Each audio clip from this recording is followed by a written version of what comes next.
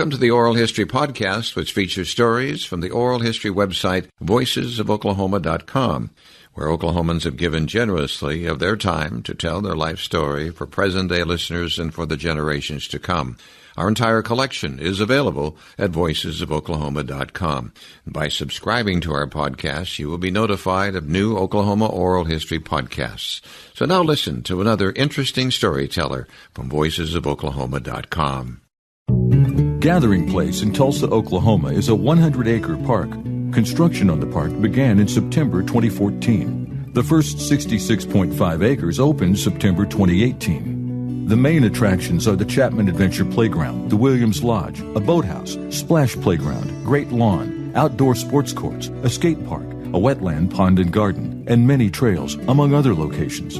Voices of Oklahoma felt it was important to have an oral history recording detailing the overall construction, its challenges, description of materials used, and the emotional connection to the city. We did this so future generations using the park could hear the voice of Jeff Stava, the executive director and chief operating officer of the project, describe the planning, the preparation, and the opening of the park, and so they could understand the reason for such an enormous commitment by the George Kaiser Family Foundation. Now listen to Jeff Stava tell the story of Gathering Place from beginning to opening day on the Oral History website, voicesofoklahoma.com. For Voices of Oklahoma, this is John Erling. Today's date is December 19th, 2018, and I'm sitting in the Williams Lodge of the Gathering Place in front of this great fireplace here in Tulsa, Oklahoma. With me this morning is Jeff Stava, Executive Director of Tulsa's Gathering Place, Chief Operating Officer. Good morning, Jeff. Good morning, John. How are you? I am fine. We've got this table set in front of the fireplace. It's just so great. It is, isn't it? We appreciate you doing this, and we're here to talk about the timeline of the Gathering Place and the challenges along the way. This oral history interview is probably really for the generations that are yet to be born, who will be using this wonderful place years from now. Was that in your head as you were building too? I know I'm building it for now, but what about 2030, 35, and 40? It's totally in our mind. In fact, we had a motto for all the workers and all the designers to do your very best, whether it was pouring the sidewalks or constructing the playground equipment. Your handiwork today would last generations of Tulsans to come. So do your very best work. Yeah, it was in our minds, and that's really kind of in everyone's minds as we looked at this project. And that's why the quality level is so high, the attention to detail is so high, because this isn't a project that's a 10 or 20 or 30-year project. It's a 100-plus year project. And that's really the way we thought of it all the way through design and construction. We should say at the outset that the George Kaiser Family Foundation and many generous donors left to you, the future generations, $465 million investment. Foundation provided $200 million. $200 million came from corporations, private donors. City provided $65 million. Yeah, the city and the county with the public infrastructure around the site. Right. Here, we're just finished 100 days of the park being open. I was thinking in the year 2068, 50 years from now, it'll be interesting to see how the numbers I just stated will be viewed. They may say, oh, that was cheap. They probably will. A friend of mine unearthed a plan for river parks. It was from the late 70s, and the river development up and down was $32.5 million. That had buildings, and it had retail. It had a whole lot of different things up and down the banks of the river here in the center part of town. So, yeah, I think they'll look back and say, what a great investment. What a small amount of money. Can't believe they built it for that. I do truly believe that. We'll cover the details, challenges, and I suppose some unexpected surprises that came along with construction of this project. So, as we do in oral history, Jeff, your birth date, your age, your birthplace. Jeff Stava. My full name is William John Stava III. It's my formal given name. Jeff's my nickname. I was born in Limestone, Maine, on an Air Force base. My father was in the military. My mom and I went to Indianapolis while he was in Vietnam. And then when he came back from Vietnam, he came to Tulsa. His grandfather, his mom's dad, came across into Oklahoma in a covered wagon. and settled the town of Wagner, Oklahoma. He was the metalsmith. He had a business that was right on the railroad tracks there in Maine and the railroad tracks. He was a blacksmith. He shoed horses. He took care of just anything that people needed repaired or fixed in Wagner. And so we came back to Tulsa, and my dad worked with a couple of people at Ira Cruz and development and building, and we settled here in Tulsa and have made Tulsa our home ever since. Your mother's and father's name? My mother's name is Sandy Stava, and my dad's name is John Stava. Again, who was it that came in a covered wagon? It's my dad's mom's father. Okay. So last name Chowning, and they lived in a little pink house right next to the Piggly Wiggly in Wagner. You grew up in schools here? Attended? Yes, I attended Jenks Public School System, the graduating class of 1987. The last class at Jenks to stay on the main campus the entirety of my time at school there. You know, they've built, now I don't even know how many campuses, but my kids now, one goes to the Northeast and one goes to West. Well, those were not even dreams at the time I went to Jenks. In fact, when I went to Jenks, it was Betsy Mayo Kindergarten. They just took the building down a couple of years ago, but there were only 4 classrooms in the kindergarten, AM kindergarten and PM kindergarten. It was a real small school. Then went to Baylor University and graduated in 91. Came back to Tulsa, worked for Lowrance Electronics. Then eventually I went to Wisconsin and worked for a few years for Johnson Worldwide. Then back to Tulsa, where I started a company with a group of investors, Terminator Titanium Spinnerbaits. We sold those companies, and I didn't know what I was going to do with the rest of my life. And Phil Lakin, who's the CEO of the Community Foundation, kept telling me I needed to come to work at the foundation. So we had some conversations, and I took 2 or 3 months off of work and took my honeymoon, sort of a delayed honeymoon, then came to work at the foundation. I thought I'd be there, a year or two.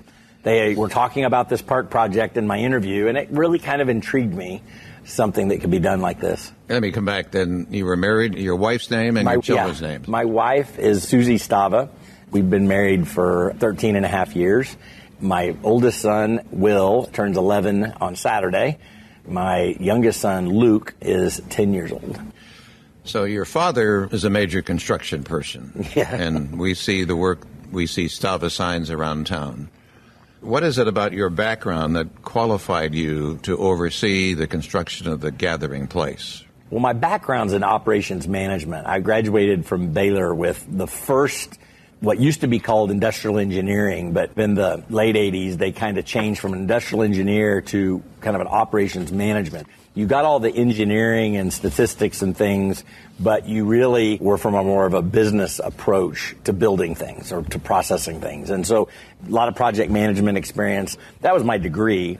I came out of school and worked at Lowrance, helping them reduce inventory, which reduces the amount of money that's sitting on the floor or sitting in finished inventory, and eventually worked in the factory helping with effectiveness of the production lines, and then worked in forecasting, which then generally got me to sales, where I helped oversee our larger accounts. And then from there was hired away to Johnson, where I managed my own business unit, Spiderwire Fishing Lines. So I've always been my mom always said, you're going to be in sales and marketing. But my background is really all in operations and project management.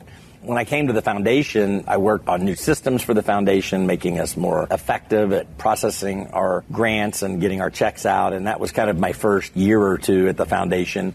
The idea of a park was kind of germinating, and we were trying to figure out, what that looked like and how big it would be, where it would be, and how much land we would have. That was the beginning part of it. But when I interviewed, it was thrown out it could be something I could work on. It wasn't like I interviewed and it was going to be my job. It was just something I was really fascinated with, the idea that the foundation would do something so big for the community. I was pretty entranced with that thought. So I just asked if I could be involved. One of the projects I had when I first started at the foundation was managing our real estate assets, which, we had, at the time, $100 million worth of assets. We had this Buford property, which was the old B.B. Blair Mansion. It was bought with the full belief that we would have a park here. As I was working at the foundation, we were just closing from Case & Associates, the Sundance apartment site, directly on the southeast corner of 31st and Riverside. Mike agreed to sell it to the foundation. And then the Legacy apartments, which were the old Place One apartments, which were just south of it, across Crow Creek there. Those apartments were in foreclosure. We were watching and waiting for those apartments to come for sale on the courthouse steps. Bank of Oklahoma had bought the underlying bonds, but it still had to go through the bankruptcy court and then be sold publicly on the courthouse steps. That was all kind of in the first 6 months of my employment. Those were our assets. We kept the apartments. Case managed the Sundance apartments, and C.B. Richard Ellis was managing the Legacy apartments for us. We had other real estate assets, and building in Oklahoma City and other land in and around that we had purchased. And so we were maintaining and operating all these assets, and I was overseeing that. With those large land assets, when we started thinking about what we were going to do with them, I had a lot of ideas. And I think that people recognized that this was a large project to manage. And it wasn't like I raised my hand and said, I'm going to do it, but I just started doing it. That's kind of how it happened, I guess. Well, we should point out, in the early 2000s, George Kaiser, in a 4-page list of foundation priorities, includes this: my emphasis is on creating attractive outdoor gathering spots along the river. There it is, right there in that short sentence. Mm-hmm. We have 66.5 acres along the east side of the Arkansas River. When Phase 2 is completed, the park will occupy 100 acres. In 2009 is when you purchased, as you were talking about, Legacy Apartments and Blair Mansion. 2010, the request for qualification for Park Master Plan. July 2011, Michael von Valkenburg Associates were hired. That was a major process, wasn't it? It was unreal. The Warren Foundation had started with a project in 2004 or 5, the Channels Project. And it really, to be honest with you, got Tulsans thinking about river development. That was really the first look. They were real serious, and they really wanted a community-defining project that would bring Tulsa into the future. Bing Tom was a part of that team, and he was a master planner, landscape architect. Who, Tom? Bing Tom. Okay. He came to Tulsa many times. He concepted the Channels Project. After the Channels Project changed, and in 2007 we had a giant river vote, the donors all came together and they were looking at these development nodes up and down the river. So it was kind of derivative of the Channels Project. Bing and SWA out of Sausalito, California, another landscape firm, were co-working together to develop these nodes every mile up and down the river. Based on our street grid, it's kind of natural to plan projects that are just right at the end of those, as they intersect with the river. So that planning process happened, and we were looking at a big private match to publicly raise money with this river vote in 2007, and it failed. I think that shook everyone to the core, because it was really a large, hundreds of millions of dollar match from the philanthropic community. Chester Cadjo had been chairman of River Parks Authority. He was chairman of the board of the Quick Trip Corporation. Chet was the president. It was kind of a transition time, and Quick Trip wanted to honor Chester. So Quick Trip Park, what everyone kind of affectionately calls Quick Trip Park, some of the leftover money from the campaign for the river vote was used with some Quick Trip money to build that first node there at 41st Street. And Riverside, right? And Riverside. Chester and Chet really believe in the river, and I can remember attending the grand opening to that, and Chet talking about this is the front porch for Tulsans with the river, and that River Parks was a really important place for Tulsans. People come to recreate there, whether they come to run or they come to picnic. In my mind, it resonated with me about the importance of river parks. That was also in my mind when we started the planning for this park. This was the first large space along the banks of the river that people could congregate and be.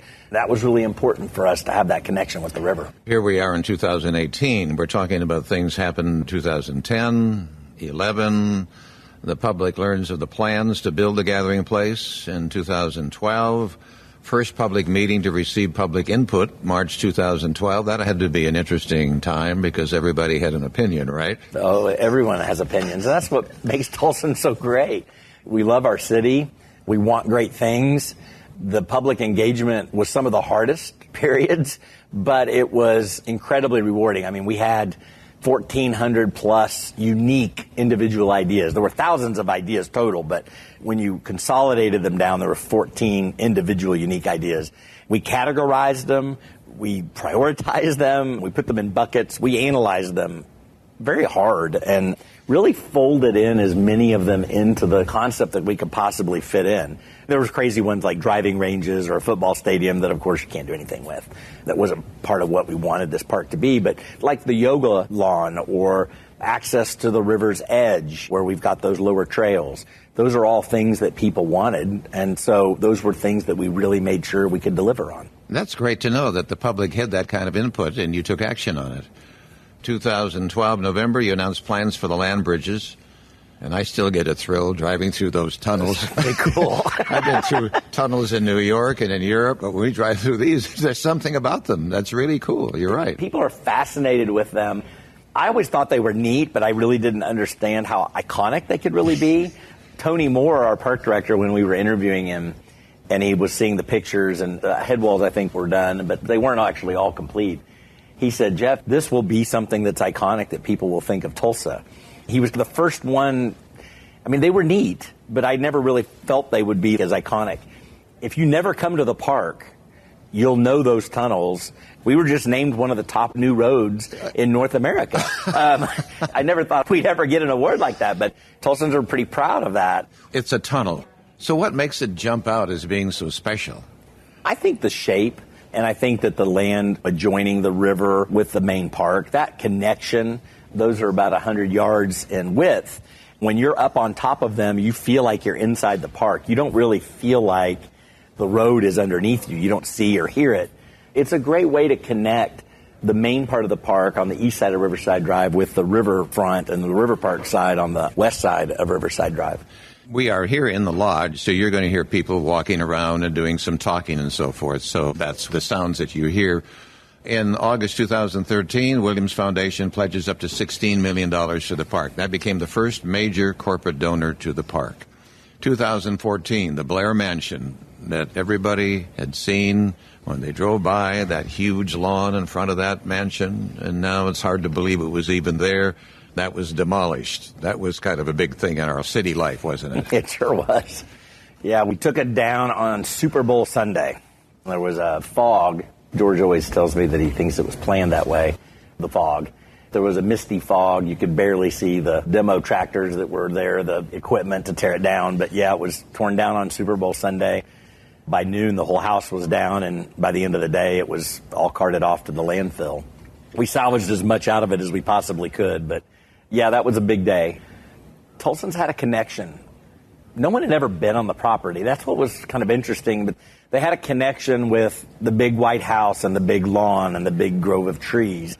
Really an emotional attraction that I never truly understood. Because we'd never been there. Nobody ever really walked the property. We looked at ways to keep the house and repurpose it. It was a Jefferson Davis replica house, and It just wasn't something that needed to be honored within a new park for Tulsa. Our architects really helped us think about how to repurpose it. I can remember Michael just saying the history of it, the symbolism of it, it's just not germane for what this park is going to be for Tulsa. And it really, at that time, then crystallized our thought that it needed to go. And the Bufords were going to move it, but it just became too difficult and hard and expensive. And it was going to have to sacrifice a lot of trees in the route to get it to a new place. There were just too many sacrifices and too much cost. And so the decision then was that Dan would take the house down. He was responsible for the home at the end. The Blair Mansion was constructed by oilman B.B. Blair. Buford said it was in the early 60s that it was constructed. But Tulsa County Assessor's Office records show the structure was built in 1952, and the home was purchased by Buford, a nursing home developer, after the death of Blair's widow, Penelope Blair. The background of that mansion. Then groundbreaking, September 2014. That was a delightful day. It was unbelievable. It was a big party. We did. Many of us were there. We constructed probably the world's largest sandbox. Everything we've done has had kids at the forefront. You asked at the very beginning about thinking about future generations, and that's why the kids participated in the groundbreaking. We had little gold shovels that had the Gathering Place logo on it. Really what we wanted, the picture was not a bunch of donors with shovels. The picture was the kids. Right. And we had hundreds, maybe thousands of kids that were in that sandbox playing, and they weren't really paying attention to the talkers, the people, the speeches, the governor and the mayor. The kids were just having a ball. In fact, I can remember my youngest son came up to me at the end and he said, "Dad, you've built the best park ever. Thank you." It was a sandbox, and we had fire engines, and we had the tape tunnels from the Children's Museum, and in his mind, that was it. And I can remember in one of our budget meetings later, we were consternating over the enormity of the budget, and I told George, well, my son came up to me at the groundbreaking and said it was the best park ever. Maybe we just do that every weekend. But in all seriousness, that day was really special. Yeah. It was the first time people had been able to walk on the site. People were walking through the groves of trees. We had pictures of all the renderings that MVVA had done, and we blew them up on these big boards and had them scattered throughout the site where the boathouse would be. We'd have a picture and the lodge and the playground. I can remember the stage was kind of set up on the edge of the grove of trees, which is now the west side of the playground area. There were families walking through there and looking at the picture, and I can remember adults saying, "Oh, this is where we're going to come and play." Mm-hmm. People started to kind of get a glimpse for what this would be, how big the site was, and what the park would feel and be like that day, and that was kind of exciting. Then in November of that year, 2014, the work actually begins. 66 of those acres of the 100 acres. So the day after the groundbreaking, we started putting fence up. Then we started doing all of our conservation work, all of our silt fences and things. But yes, dirt work started just right after that. What was the first project? All the underground utility work. The city came in and started all the stormwater work. We had stormwater work on the south end off of 30th Street. Behind there, a new stormwater ran all the way up. In Travis Park, the neighborhood here right behind, we had a new stormwater connection made underneath the Midland Valley Trail. And then along the north end, we had a stormwater overflow. Stormwater from Swan Lake and Creek, which runs kind of underneath North Maple Ridge. So those two projects started just quite literally right after groundbreaking. And then all of our site utility work began. You have to remember this site was about as flat as a dinner plate. Yep. I mean, it sloped slightly to the south for drainage, but when you look at the topographical changes when you're on site, basically everything from the grove of trees over here on the western side of the playground, that's the original grade. Everything that's below that has been cut out, and everything that's above that grade is an add.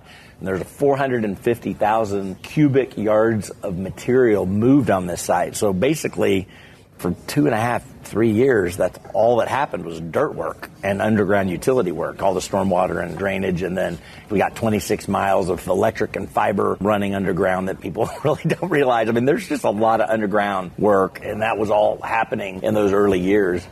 I bring people out, and it was just brown dirt everywhere. I mean, that was really all it was. And we moved 250,000 cubic yards of material out of the river. That's basically the pond area was the cutting area to build the highest point, which was behind the boathouse. And then we took a lot of material out of the river as well.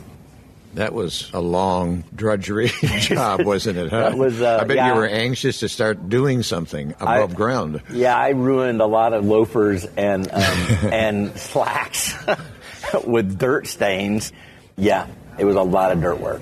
Did vegetation come in first? The first? I bring that up because my first visit, the vegetation looks like it's been here for 50, 60, 70 years. It was amazing. One of the very other first things we did was hire Bill Pruce, who's a local arborist. He categorized every tree on the property, determined its health. Michael Van Valkenburg and Associates took that database, and then the most healthy, strongest, largest trees were all identified, and then literally we designed the playground inside of the parameters of the trees. Bill was kind of our custodian of all of our trees throughout the process. He was on site during the entire part of the construction. There's about 600 trees that were kept. We built these huge fences around them, and we put in oyster emulsion mixed with wood chips that would seep into the ground to keep these trees preserved during construction and keep people from driving on the roots. You know, that's why they lasted through construction. We had a lot of winds, and we lost some trees because when we started thinning the woods, a lot of those trees protected each other. And when you took the older trees or the dead trees or the ones that were rotted or the ones that weren't going to have a long life, then we had some that fell over in the winds. But Bill, he managed keeping all those trees. Then Michael and his team, I mean, The brilliance of their designs are just the intensity and purposefulness of tree placement and the types of trees. And then, there's 1.2 million shrubs, bushes, plants throughout the site. And then we planted nearly 5,789 trees. So when you think about all that, the landscape is so new right now. It's in its very infancy. So every year I'm kind of excited about spring because the trees are going to be growing and things are going to be thickening in. Really, you'll develop more landscaped rooms, which is Michael's intent, places that are kind of smaller within the park to create those memories and those things, and that's kind of exciting. Any idea how old some of those trees are that are on the grounds? Well, the oldest tree is the reading tree, which is over here on what I call the corner of the park next to the playground. The reading tree is an old cottonwood tree, and that's the largest tree. I don't know exactly how old it is, but it'll be their generations coming. It's programmed. I mean, we have people reading to kids every single day. We'll have anywhere from 50 to 200 kids here to read under the tree, or now that it's cold, we're in the lodge. But the trees are a real important part. So many varieties that you brought in. 118 different species of trees we brought in. Deciduous trees and then evergreen trees. So you have color in the fall and winter, and then you, of course, have the flowering trees and beauty that you'd have in the spring, and then, of course, summertime, all the greenery. Where do those trees come from? All over the United States. As far north as upper state New York, Carolinas, Tennessee. A lot of trees, too. A good half of them came from Edmond, from Oklahoma, too. But we have trees from all over. Yeah. Magnolias, one of our favorites. Magnolias, yeah. Which, Michael was always shocked at how big and... magnolias are really not a tree that should grow in Tulsa, Oklahoma, but it really was something we talked a lot about. But yeah, they're beautiful, and we have a lot of them planted here. Dead trees you repurposed, and you made benches. Tell us what you did with those trees. We have pieces in the playground that are upside-down trees. That's a fun story, too, because that inspiration came from a project. An artist had done a project in Oklahoma City at Myriad Gardens, and when we were touring through there, I took a picture. We were talking about art for the park with Michael. There was an artist who had literally taken a small tree and had taken all the bark off of it, had taken all the dirt off the root ball, and you could see the root ball, the trunk, and then the branches, and it was an art piece. I took a picture, kind of tongue-in-cheek, and sent it to Michael and team and said, is this the kind of natural art we should be looking at? Believe it or not, it sparked ideas for them. They were designing Maggie Daley Park, and they were in construction. They were grappling with some trees that had been honoring cancer survivors, and their park department wanted those trees reused. That was happening at the same time I sent this picture. In Chicago. At Maggie Daley Park. Right. Just right next to Millennium Park.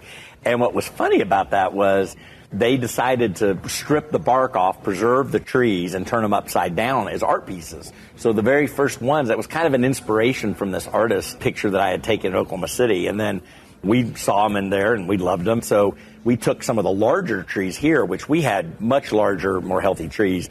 The chainsaw artist here in Tulsa helped us with preserving them. Bill Pruce identified the ones that were the most structurally sound ones. We built a metal shed where we stored the ones that were the heaviest. We had some that were 2.5 tons. In fact, one of our family pictures is taken on that. But we stored them there, and then Bill stored some at his yard. We dried them all out, and then we preserved them and turned them upside down in the playground area. We've used them, like you said, for benches. We have play pieces, little boats that were made. We had tons of benches, all the benches in the outdoor classroom, in the playground. All those benches are from recycled, reclaimed trees. We used as many as we possibly could throughout the park. So vegetation comes in early stages, but rock work also came in early, I believe. Well, the Four Seasons Garden, which is the connection area between 31st and up to behind the boathouse, that was the longest timeline of construction. We finished the last rock work about 4 or 5 weeks before we opened the park. We were literally still doing landscaping and finishing all of the landscaping all the way up to the very end. That was the very last part of the entire project that was done before we opened. Okay, about these rocks and stones and all, where did they come in from? All Oklahoma. Every piece of rock in this entire park came from the state of Oklahoma. In southern Oklahoma, there's 4 quarries that we received rock from. Even the aggregate that's inside the sidewalk all came from below the dam at Tenkiller down in southeastern Oklahoma. Bluebird Quarry was our processor. They built a huge plant, the owner did, to cut all of the tiles on the floor here in the lodge. All the rock work was processed through there. The rock work's pretty fascinating in the sense that it's not a typical project where the mason is constructing and he just takes a stone and places it. Every one of these stones, whether it was on the building or in the landscape, had a part number. It had a coloration, it had a thickness, it had a size. It was all designed and engineered and had its own part number. In fact, I still see part numbers on some of the rocks, but we've power washed them all. But each one had its own shop drawing. Each one of them was pulled out of the quarry. It had to be a certain thickness, had to be a certain coloration, and then cut a certain way, and then delivered to site in order of how they were built. So these walls here in the lodge took anywhere from 3 to 6 months to build. Landscape walls all in through the wetland garden area. That was some of the first rock work that actually was done. Some of those rocks are 2 tons. The installers, they literally had to crane every stone into place 2 or 3 times to get it set, sized, and positioned. So it was a really time-consuming process. You stacked a lot of these stones. I'm looking right outside here at the stacking of these stones. That in itself was a major project. Yeah, this large landscape the building looks like it sits on was just almost 6 months to build that entire wall. Keep in mind, too, that when we built it, we had to take stones off. Things didn't happen the way we wanted, and we made changes as we went. But the architects were watching through FaceTime and through pictures and then on-site visits, kind of managing how it looks. Even though they draw things out in our contracts with our subs, we had abilities to make changes, like the ceiling in the lodge here. There's a 10-foot strip that was taken down and put back up 3 or 4 times. This strip that we're looking at? Yeah, this main strip right here. The orientation of the wood or the way the spacing worked, we were constantly adjusting and improving. Then when we finally got it, we were able to start building the rest of the ceiling, but the architects were here every single week to make sure that the ceiling looked like it does today. It's just an excellent masterpiece. Everything here had drawings, but everything here was managed as it was put in by the architects. MSME did the ceiling and the buildings, and MBVA did the park. Their attention to detail, I've just never seen anything like it. It's why it's such a special place. Right. As we're in here, the lodge, people are coming in. They probably brought in some donuts and coffee, and they're just sitting here looking out at this great view that you and I are looking at. It's kind of neat how people are taking time to do that. Yes, I think part of the most rewarding thing is watching people in the park. I was out here so much with the construction workers. You know, we had at the high point 700 people here on site working, but the most rewarding part of this project has been coming and walking through the park and just seeing people having fun. Kids in the playground laughing and screaming and playing, and even the simpleness of the seating in here and people looking out and having a peaceful moment. Someone said that it's like having a vacation in Tulsa. You just don't even feel like you're in Tulsa. What are we looking out over here? Well, you're looking out over Peggy's Pond. It's a little smaller than 3 acres of this pond that runs through the center part of the site. Then you're out looking at Mist Mountain, which is the water feature. It's winterized now, but the water feature and these large landscape stone walls and pathway up to the top of the water feature. And then the wetland garden area here on the north, you can see. In the wintertime, everything kind of fades, and the trees, of course, lose their leaves, and so you can see through everything. You have much better views in the wintertime. But when spring comes, the trees thicken up and the leaves, and it'll be hard to see out as far as you do today. I came here maybe about a month ago, came into the lodge. There were about 5 ladies sitting there knitting. Isn't that cool? Yeah. There they were, looking at what you're looking at, and then just came in. Well, where are we going to knit? Well, let's go to the lodge. This game table that we're sitting at to do the interview, my kids love to sit and play chess. Of course, they have to have our driver's license to get the chess pieces, but they run down and get the chess pieces, and they love to play chess. But you see people checking their email. You know, they may be remote workers. We have someone in the solarium that's got a business meeting. They all came in. People are finding ways to use the park that aren't really traditional park uses. They're finding ways to make this part of their life, and I think that'll just continue for years to come. Were there ideas you had to absolutely abandon? Were there any that you said, you know what, that was a great idea, but it's not going to work? There really weren't. I mean, we had in the beginning a lot of ideas. We ran out of space. Michael and his team, how they look at programming and how they look at what you would consider active use or passive use within the park. That was something that the foundation also felt was very important. We visited, 20 plus parks across the United States. Tulsans, we kind of take our land and our parks for granted. We have a lot of them. We're very, very fortunate. When you go to large cities on the coast, particularly, their parks are not as expansive, but they're super actively programmed. So that was something that was going to be different about the gathering places, that we wanted the programming to embrace and engage people in a way that they had not been before. Tony and his team, just in our 100 days of opening, we've gotten Tulsans from all over our city to this park, and we wanted it to be a park for everyone. So Michael and his team concentrated on helping us make sure that we had active park space and active programming. But we didn't have anything that we really scrapped. We did a lot of design work. We probably spent the most amount of time on the playground design. It took us a long time to get to this final design. And we sacrificed certain things out of it. But one of the things I didn't want, that I remembered through the RFP process when we walked, architects would say things like, well, we were going to do this, but we couldn't do that. And gosh, we wish we had done this. It was originally planned this way, but we couldn't get it done. I told our architects, MBVA, I said, I don't want any regrets. I never want you to be able to walk through the park and say, oh man, if you had only seen my original concept. I didn't want regrets. And our board, we talked a lot about this. I told them, we want this to be a city-changing park. And that's what we set out for. That's what our donors expected. When we got the donation, the $16 million from Williams, Alan Armstrong wanted a place that he could attract and retain top talent. And that came from One Oak when they made their commitment, and Quick Trip. These companies need bright talent.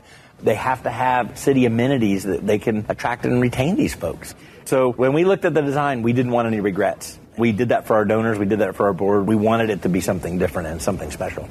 After the architect's plan was set, you agreed to it, and you start working on the project. Did any ideas come along as you were in the middle of it and say, oh, we hadn't thought about that one, but maybe we should pursue it? Oh, a lot. We really fell in love with the cut stone. You know, when you cut the stone and you just basically see all the layers of the sandstone and how the molten rock is formed, you can see it on the lodge floor, and you can see it in all the stone within the park. In the playground area, you'll see we've flipped the cut pieces with the natural faces. That was all done as we were building. That wasn't something we originally designed or thought of. We made a lot of improvements and enhancements to the playground all the way up to when we placed the orders. And we're still working on our punch list and change items. We have 4,000 items on our punch list. We had a lot of change orders that had cost to it, like tweaks and improvements and finishing details that were never in the plans that we're doing now. So you've had international inquiries about this, haven't you? We field calls from all. In fact, today I'm giving a tour to the Dallas Parks Department. Their parks director and his team are coming for a tour and a discussion about the park. But other countries? Oh, yes. We've had people from all over the world. We've had articles. We've had internet postings. I mean, the New York Times in August did a huge piece that really has caused a lot of acclaim to Tulsa and to the park. Riverside Drive is closed for reconstruction July 2015. And oh, how we all anticipated the opening of that. And so much traffic went on Peoria. Tulsans were willing to go along with this, but we were getting anxious, weren't we? We wanted it open. I can always remember when that was open. Could bike through here now and all that. So that was a thrill, but we earned it, didn't we? We did, yeah. That was really hard. Shutting the roadway down, it was difficult for people to change their commuter habit, especially when there was construction on 75. They had to do some resurfacing, and we always had a front page story about the inconvenience of shutting Riverside Drive down. But I will tell you that I think everyone agrees it was worth it. You don't hear anyone complaining anymore. That's another thing that was really pretty shocking to me. You know, we had been doing stories all through the construction of how neat it was going to be. We paraded all the large playground towers through Tulsa. I thought you would have people come and say, well, it's a neat park. But even with all the hype and all the excitement, people come onto the site and they're just floored at how much better it was than they even imagined. Oh, yeah. I hear that constantly. That's incredibly rewarding, and that's just a testament to the creativeness of our architects. Let's talk about some of the specific projects and the challenges you faced. We've already talked some about Williams Lodge. This was constructed with boulders weighing several tons. Oh, yeah. Boulders, yeah. Tons. Let's go back to the kind of equipment that could move that kind of weight. Huge dump trucks. You know, we had mining dump trucks that aren't even permitted for roadway use that moved all of the dirt. We had huge excavators and bulldozers, everything with GPS, all of the landscape CAD systems and elevations were all pre-programmed in the dozers and the excavators. We had to work very closely with the Army Corps of Engineers and Southwest Power, who manages the Keystone Dam, to get in and out of the river. Remember, the day we broke ground, we had had a drought for the previous 5 or 6 or 7 years, and the day we broke ground, from there through construction, we had some of the wettest springs and summers. So we were constantly battling the river. We had it in the back of our minds, but with all that drought, we felt like we had clearance to get in and out, so we had a lot of coordination with that. The equipment was unbelievable, the number of workers on site. Every building, I mean, even this lodge, you do not see one column inside the lodge holding the ceiling up. Each one of these mullions are solid steel. Each one of them is a structural component to holding the roof up. It also holds the glass up, so there's not a glass curtain wall. It's actually integrated to the structure. So even this building is an architectural marvel in and of itself. That's hard to imagine. Those thin posts, I'm going to call them posts. Yeah. In addition to holding the glass, or holding the ceiling. And so then why have we had these places with these huge round pillars to do that? Modern technology allowed that to happen. Yes, and engineering. Right. Yeah, even this building. And then the stone walls were put in it. The building actually wrapped around the stone walls. Isn't that the way that happened? That's right. All the concrete was poured, the stone was then put on it, and then the building kind of rose up and out of the ground. This is actually a 2-story building. You know, when you drive in, it looks like a really nice, little pleasant 1-story building, but there's a walkout basement area that's got the ice cream shop, candy shop, and equipment rental area. And then you've got all the open space on the first level for, like this, we're in the gathering room. There's gathering places all throughout the site. Some of my favorite is the little round gathering nodes up on Swing Hill behind the boathouse. We found those in Gunter, who's a playground designer for Richter. We went to his house, and he had 100 or so acres that he had little playground pieces and things scattered about. He's constantly tinkering and designing. He had these little gathering areas. We had a little design meeting talking about the playground, and I was like, man, these are so cool. We're all sitting in a circle. Those were made out of fiberglass. They came up behind your ears. The acoustics were really good, and we had them built in stone form by Richter. Bible studies and book clubs meet up there, and people are finding uses. Or the log play structure that's there up on Swing Hill. There was a children's home in the foothills of the Swiss Alps there in Bavaria, southern Germany, and every time I went to visit Richter, kids were on it. Older kids were sitting across from each other. They were all talking and laughing, and the younger kids were all playing on it. Even in a sleet storm, the kids were out there, older kids sitting and younger kids playing, and we've got to have that at the gathering place. It's the epitome of gathering for kids, and so that's why that structure's there. Everywhere you look, there's places for people to be and to gather. That was the lens that we used for a lot of the design. I think it's great that you traveled elsewhere and out of the country, and you saw an idea that's working and brought it back. Totally. And to see that in action.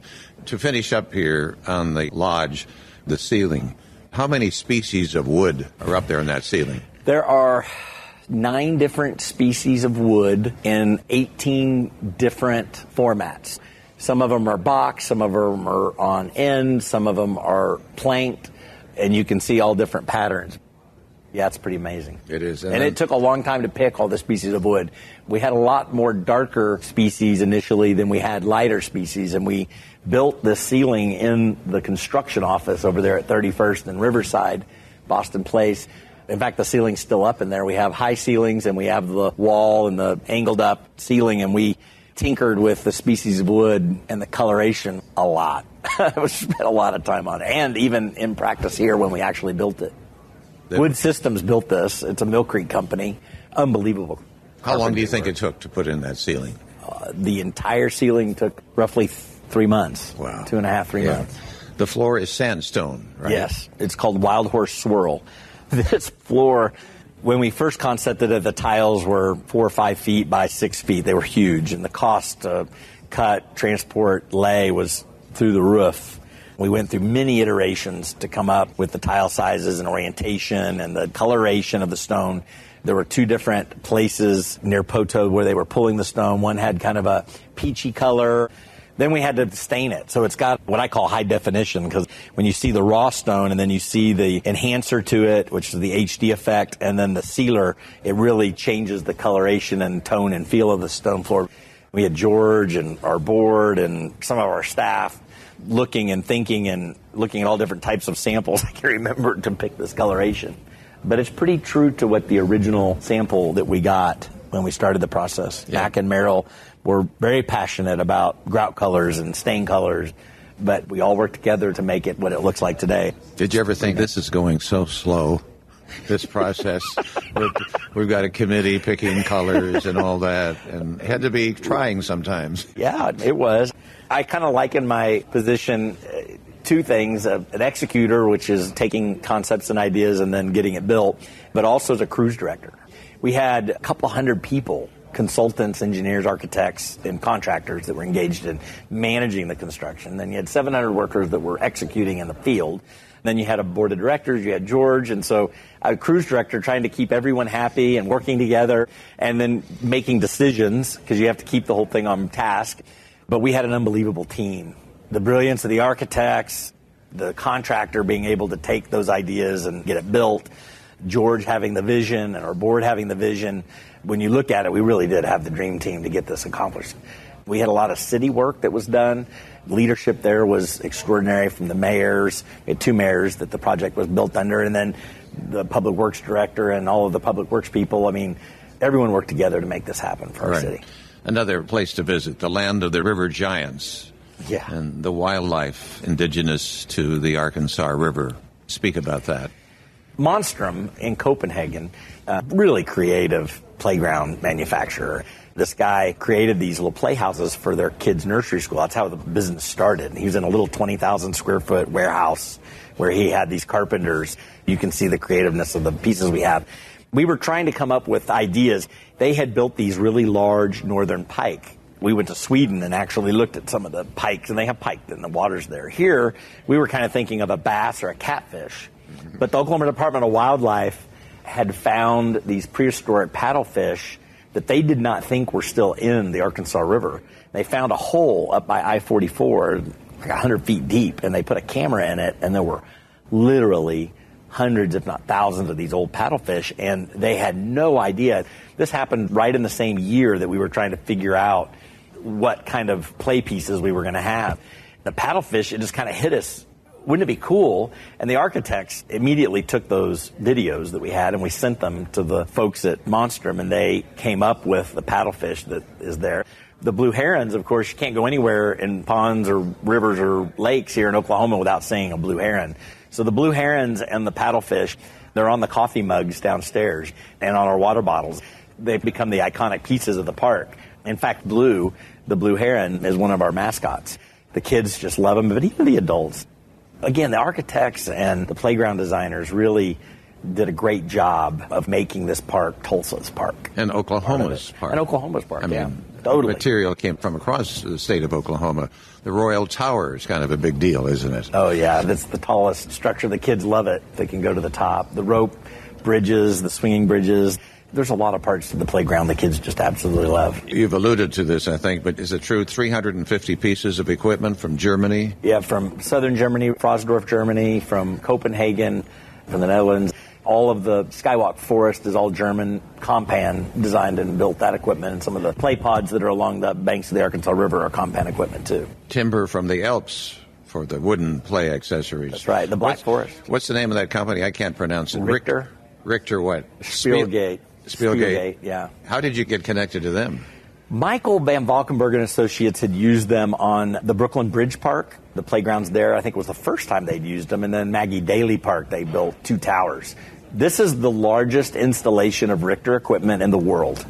It's also the largest installation of Monstrum equipment, too. And it's the first installation of their equipment in the U.S. So there's a lot of firsts from the playground equipment. Playground, I would say it's the heart of the park. It occupies 5 acres. We built Guthrie Green downtown. It's a performance music park. It's in the Arts District. It's in the heritage of Canes and the Old Lady on Brady, or what's now the Tulsa Auditorium. And the gathering place is a park for families. So the playground really was the centerpiece of design, and things just kind of emanated from it. The boathouse with the kids programming and adult programming, and then the play pods along the banks of the Arkansas River, the skate park and BMX. All those things, people wanted stuff for older kids. There wasn't enough. You go and look, and there's kids from all over our city in those areas, and the sport courts on the far south end. The playgrounds are it's really the heart of the park. So that part of the concept is working. I know George Kaiser wanted to bring people together from all races and backgrounds, economic levels. And you see that happening from what you just talked about, don't you? Through design and through programming. Yeah. It was kind of a theory. It was an objective, and then it was a theory of design. And you never really know if it's going to happen. But from the day it opened, in these first 100 days, it really is bringing all walks of life in our city together. And that was really the driving goal for the park. Yeah. The wetland gardens are the north end of Peggy's Pond. Boating, fishing, wildlife, habitat observation. First of all, let's clarify, which Peggy are we talking about when we say Peggy's Pond? Peggy Stevenson. Peggy and Charlie Stevenson were one of our very early park supporters. They just embraced this design and the aesthetics, the architecture, the concept of play and bringing our community together. And they were one of our earliest ardent supporters. Charlie wanted to honor his wife by naming the pond after her, so that's why it's called Peggy's Pond. What kind of wildlife are we seeing in Peggy's Pond? Where did they come from? There's wild grasses and flowers that ensconce the whole wetland area and north pond area. After we had opened, there were thousands of monarch butterflies here in the park. I took a picture and posted it on social media. There were thousands of monarch butterflies all along the banks of the pond. Birds, frogs. We have so much wildlife in just the first 100 days that have come back into the park after construction. Birds, with the bald eagles. Chip West, one of our horticulturists, has been taking pictures of the different birds we see. I think as time goes, you're just going to have a lot more wildlife coming back in and throughout the park. The other thing that I was fascinated with during construction, we had talked for, 20 years about access to the river's edge and getting down to the river's edge and having exposure to the river's edge with our parks. The Gathering Place delivered on that promise.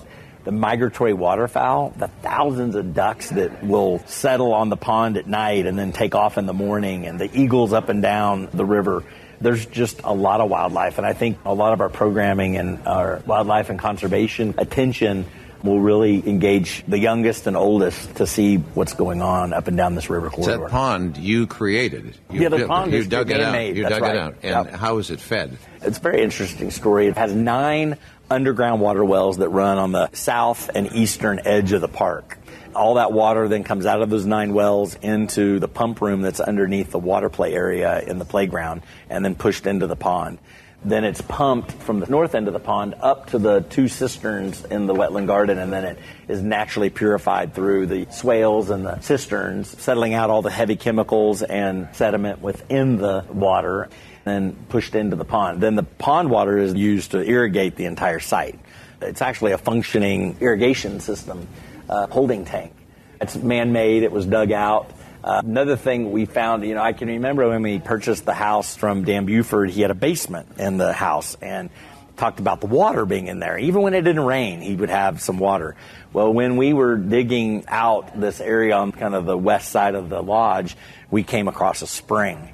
We took a 4-inch PVC and threw it to the pond. It's actually located over here on the west side of the lodge.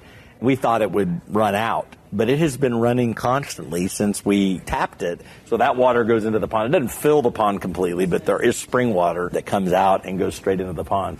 It's kind of an interesting tidbit. We had no idea about the spring underneath. I'm curious where that is. There's a spring beneath all of this? Spring beneath the park, beneath the lodge building. That's just naturally there. That's right, and we have it emptying out into the pond. But the pond comes from all of the wells that we've dug, and that's where the water comes from. The King Post Bridge, spanning the water, called the Narrows. Talk about the bridge logs and decking and where that wood comes from. All of the wood bridges, kind of a signature for Michael and MVVA, is the natural wood. It runs from the playground through our bridge work. Trillium is the company that actually put it together, but the wood is all treated. The design was Michael's design, MVVA's design, with HNTB, our engineer. It's not a very typical bridge design. It's very atypical. In fact, I think it's the first King Post bridge that we actually have in the state and probably the region. And then also the wooden bridges that are linking over by Swing Hill, and the bridge that we have in the playground area, the Caterpillar Bridge, which looks like little caterpillar legs. all solid wood bridge. But that's kind of a signature for Michael. And that wood comes from Oregon and Washington? Yeah, all the Northwest. It's the Douglas fir? All from the Northwest. Yeah. And then it's treated to last a 30 to 50-year life if properly maintained. You've got almost 12 miles of decking material out there? Yeah. That's a fact I didn't even remember. Right. The Quick Trip lawn, great lawn, and the Lakeview lawn, it can accommodate 5,000 to 6,000 people. We had over 8,000 for the Roots on opening day. Wow. People were everywhere. The playground was packed. I mean, we probably had nearly 20,000 people on site for that concert. Kids were still playing while the Roots were playing. You know, it was kind of an incredible day. We were always worried about how many people the park could hold. It can just hold so many more people than we ever imagined. The capacity of the Great Lawn is huge. I think it'll be a center point for a lot of great entertainment for Tulsans. So this is kind of like a Central Park. Garth Brooks has appeared in Central Park. When we designed it, we asked the designers, both for Lakeview and here, that we would run enough power and sound and video capability to be able to have that kind of concert. And we got it both on the Lakeview lawn, which hasn't been finished yet. That will be finished after the new pedestrian gateway bridge is installed and the new dam is put in. We'll start construction in early 2020, late 2019, and it'll finish up in 2021. The Lakeview lawn will open, but they've got huge underground vaults that have the power that we can roll our stages out and power and do all the sound and things. It was kind of the inspiration of Garth Brooks at Central Park, having that type of concert. We wanted to have that capability here. You think you could do that? We sure could. Garth Brooks? I don't. He's an Oklahoman. I'm just saying in the concept. You can have big concerts. You could have televised, worldwide. We have all the capability to do that with our infrastructure here. Cox Communications with our internet, PSO, and One Gas with all of our natural gas. We have all the infrastructure needed to be able to power a concert like that. That was forward thinking, because some major star will make a performance out here, no doubt. That's what we would love. Bike parks, skate park, sports courts. The courts are inspired, I think, by some of your trips to Europe. The sport courts are. When I was a kid out of college, in Europe, they have these multi-sport courts everywhere. They actually have these packages you buy, and we couldn't get them in the U.S. We showed pictures. I had a bunch of pictures that we gave the designers. We actually built the first ones here, the foundation did, in Kendall Whittier, over by the Educare building that we have there. Basketball, tennis, and street soccer were the three sports. Basketball and street soccer, that's what they play in Kendall Whittier. And those we actually built. We had the fence company build the little box for the goal. We cobbled it together ourselves. We were going to do the same thing here, and that's what we did at the Gathering Place too. But then the European folks were like, hey, we'll sell you these kits, but we'd already gotten so far along in our design. But yeah, we have street hockey, basketball, lacrosse, and volleyball. We've actually already had some high school volleyball games here, and we've had, I think, a high school women's basketball tournament game here. So they're getting used by the schools, but also the pickup games are huge. It's kind of cool because you'll have adults doing a pickup game and some kids will come and they'll invite the kids to play with them. So it's people really all ages playing together. That was kind of the goal. It's fun to watch. We hear the term melting pot, but that's what's happening right there. Totally. Right. The other thing I think that's fun is you don't see people on their phones. You might see them taking pictures of their kids. And I think it has to do with the design. I think it has to do with just how cool everything is. Parents and grandparents are engaged with their kids and their families, and you just don't see people on their phones. The mayor actually was the one that noticed that, and I've just constantly been watching it. People are engaged with each other, which again is the purpose of what the Gathering Place is about. We should say for the record, that's Mayor G.T. Bynum, who is the present mayor here in 2018. About Central Park, has anybody from Central Park been curious about what you guys are doing out here? We haven't had anyone from Central Park come. Okay. We looked at them. We looked at what was there. Mm-hmm. We went all over the U.S. looking at parks. Interviewed with the Chicago Parks Department, Hudson River Park System in New York, Battery City Park System, which had a really unbelievable program director and program. A lot of ideas came from them. And Balboa Park in San Diego. We've just been all over and took little pieces of ideas. The other places we went that we had a lot of inspiration from were children's museums. The sensory garden and the playground and the water play really are derivatives of children's museums, outdoor play areas. We took ideas from all over. The power poles, we see those. Tell the folks the function of those power poles. Why do we have those in that sports area? So it's an aesthetic. Instead of chain link or typical metal poles. All of our poles in the whole site are wood. In the formal areas of the park, you have what I'd call the dressed poles, which are the tall ones. The 45-foot ones are from France. The shorter ones were built in Kansas City.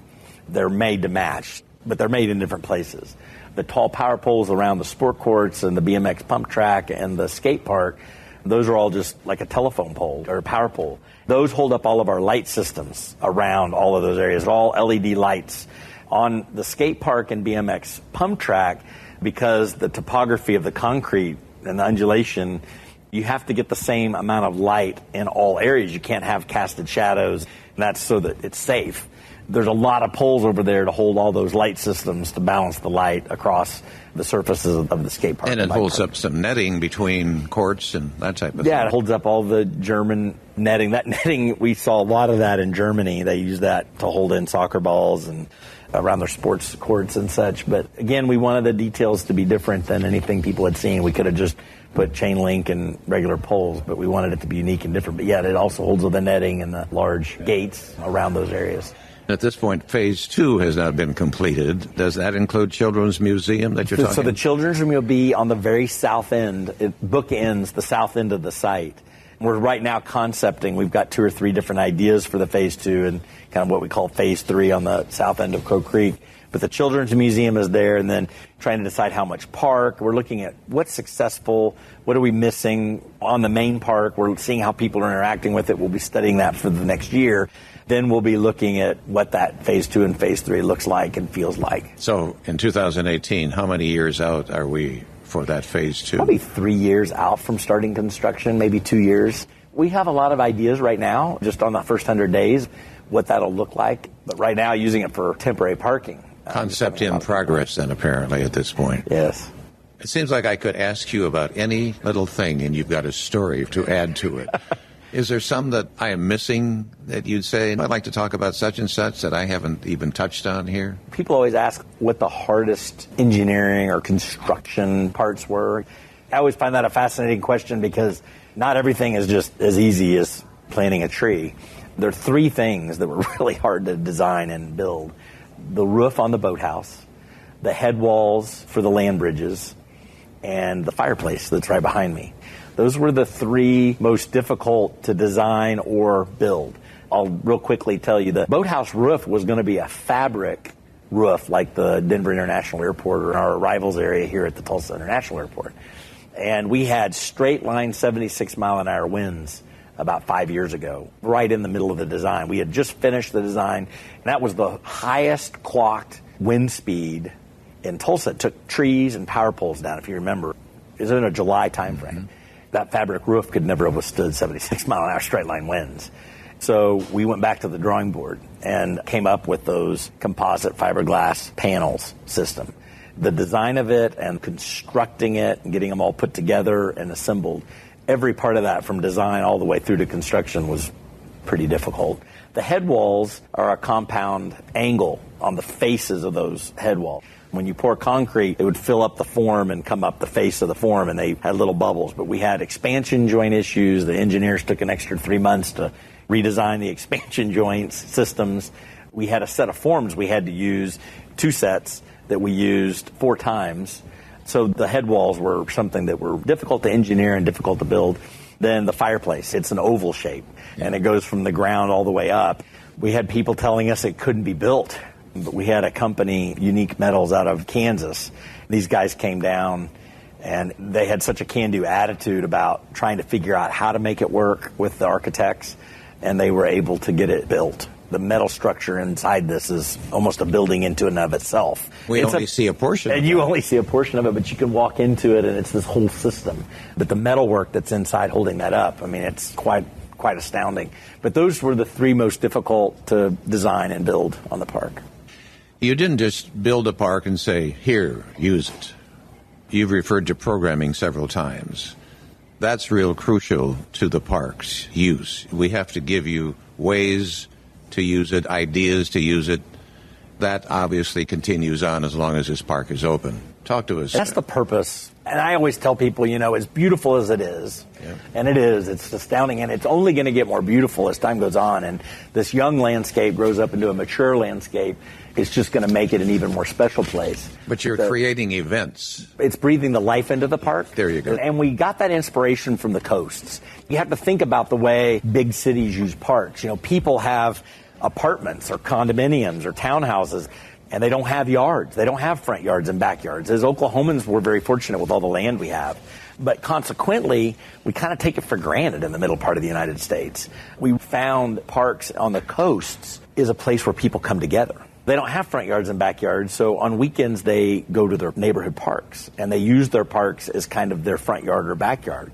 Consequently, parks departments engage people, and by engaging people, it's engaging everyone in the neighborhood or people that travel or visit to the park. There's art shows. There's just tons of things that happen in parks on the coast that we didn't have or we don't do here in Tulsa.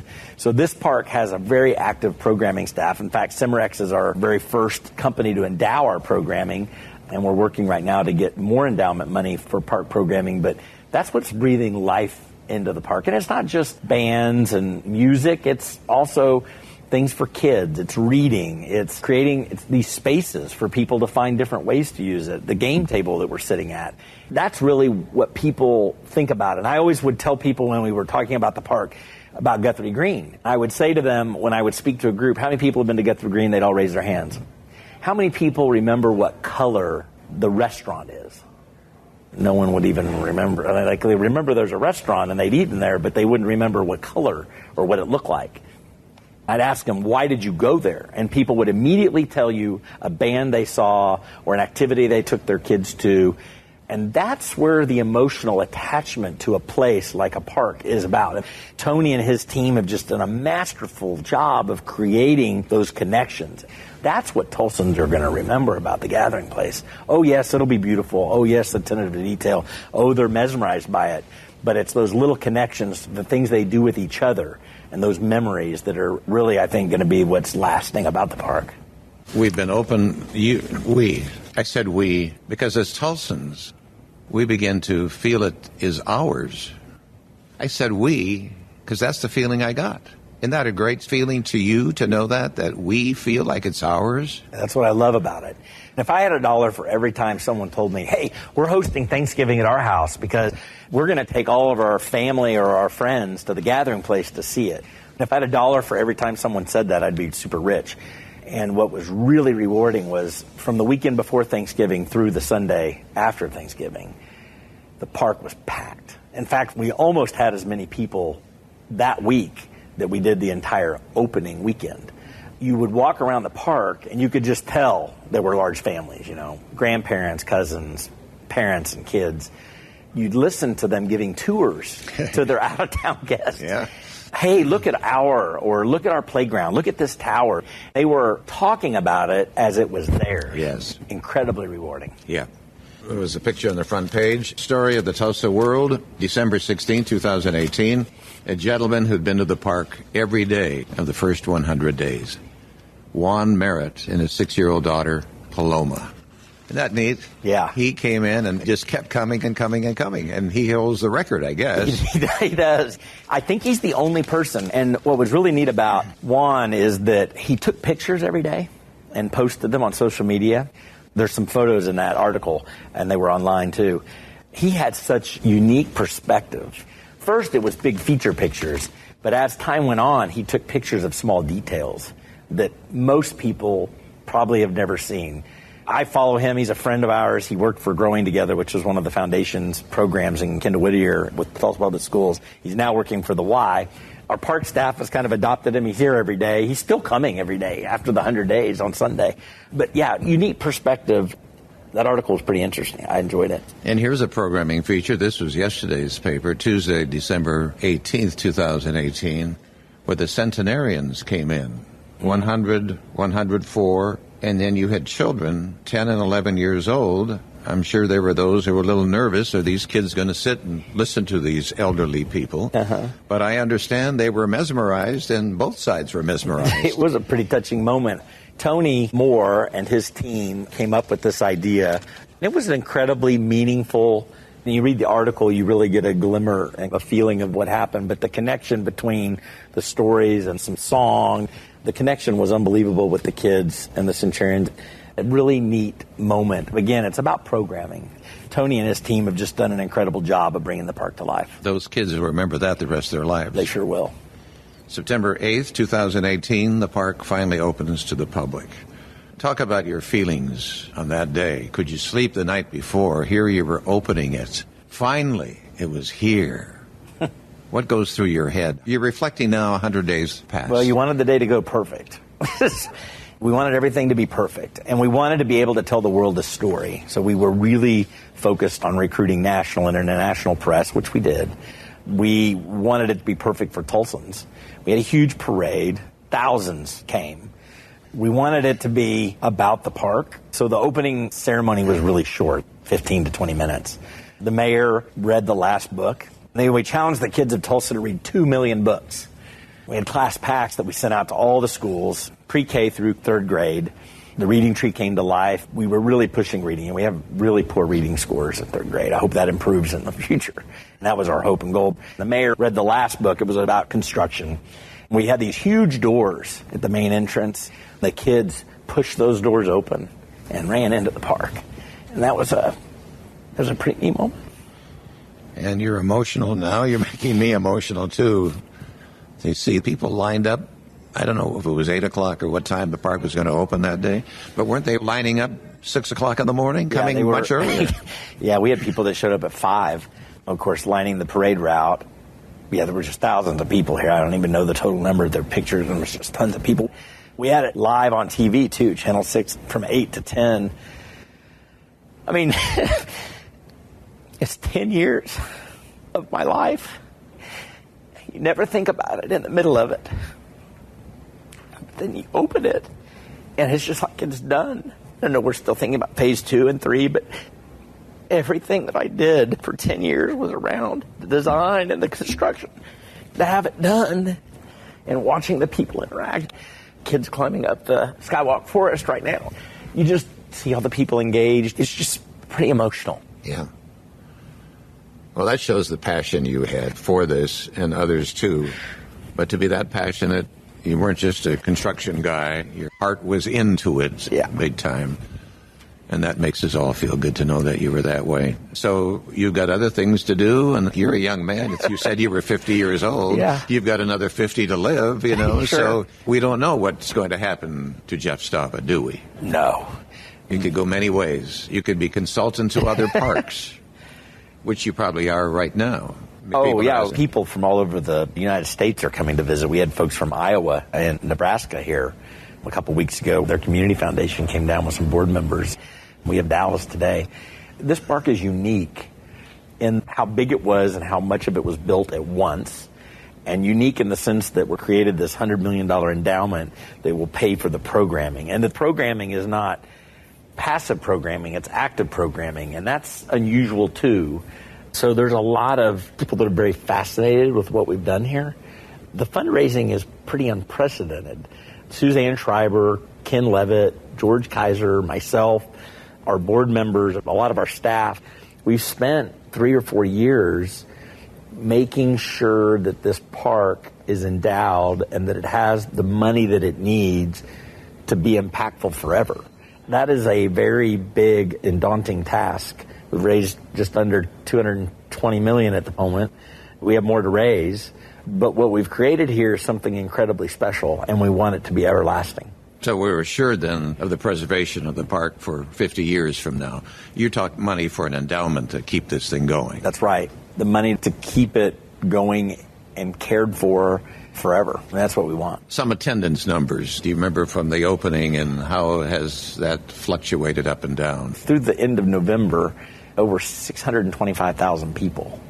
The opening weekend was around 35 or 40,000, I think. I can't remember exactly, but it's been far more well attended than we really ever imagined.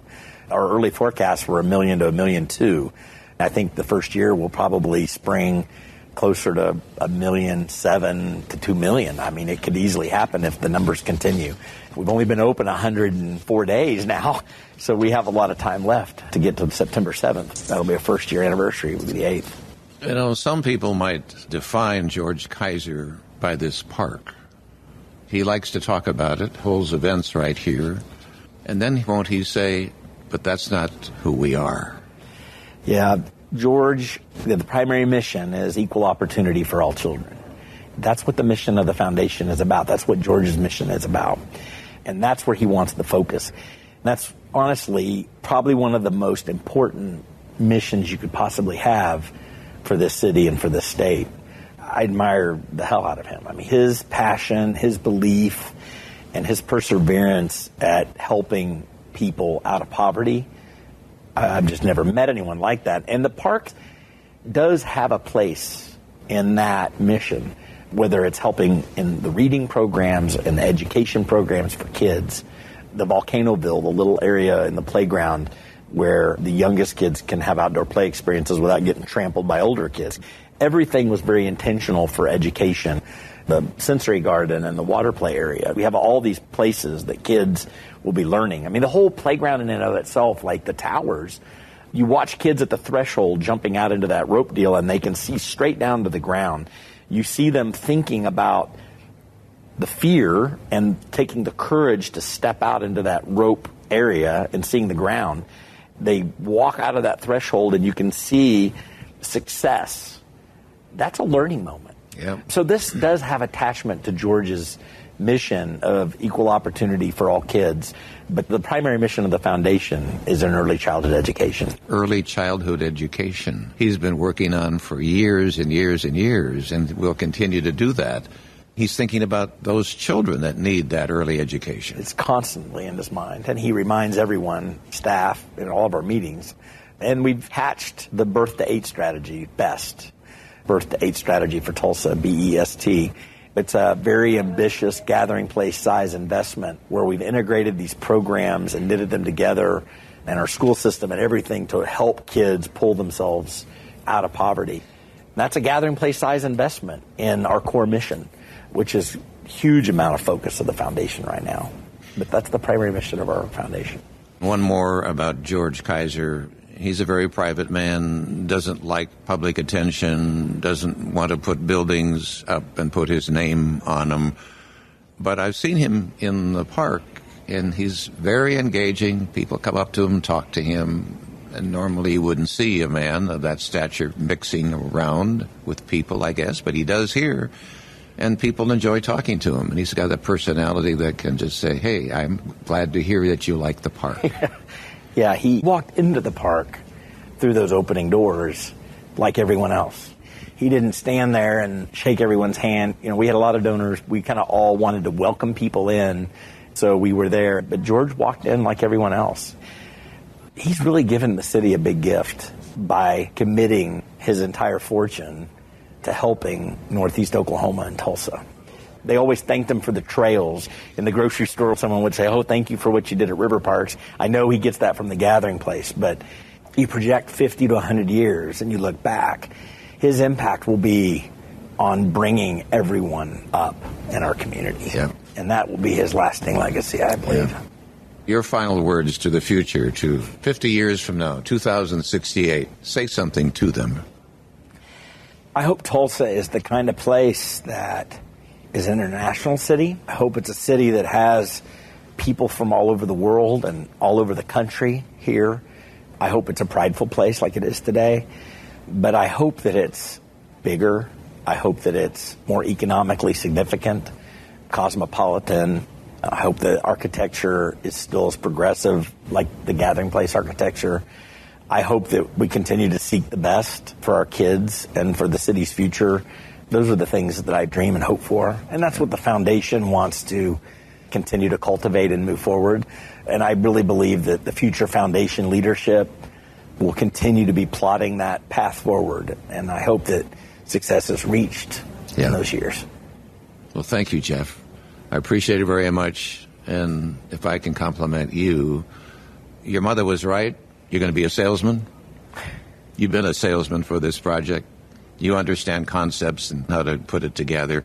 So they were fortunate to have you. You were placed in the right spot right now, and you should feel good about that. Thank you. Yeah.